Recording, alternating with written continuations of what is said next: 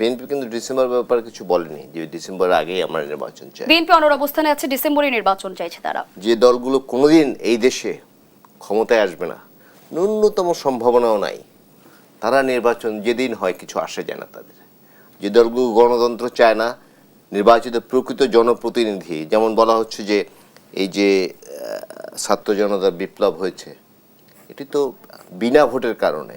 একটি সরকার তিনবার বিনা ভোটে নির্বাচিত হয়েছে, ৫৫ ভোটে নির্বাচিত হয়েছে, রাতের ভোটে নির্বাচিত হয়েছে।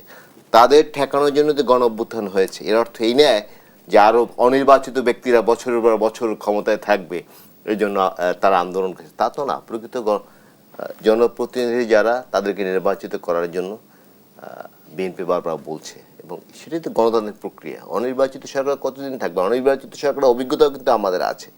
এমনি যে ধরুন তত্ত্বাবধায়ক সরকারগুলো ছিল, খুব ভালো ইলেকশন করেছে। আর 1-11 যে সরকারটি হয়েছিল, 2 বছর ক্ষমতায় ছিল, বাংলাদেশে ধ্বংস করে গেছে, এবং শেষ পর্যন্ত সেই সরকারের প্রধান, সেনাবাহিনীর প্রধান, আরও অন্যান্য ব্যক্তিরা পালিয়ে গেছে। যারা পালিয়ে যায়নি তারা আওয়ামী লীগে গিয়ে আশ্রয় নিয়েছে।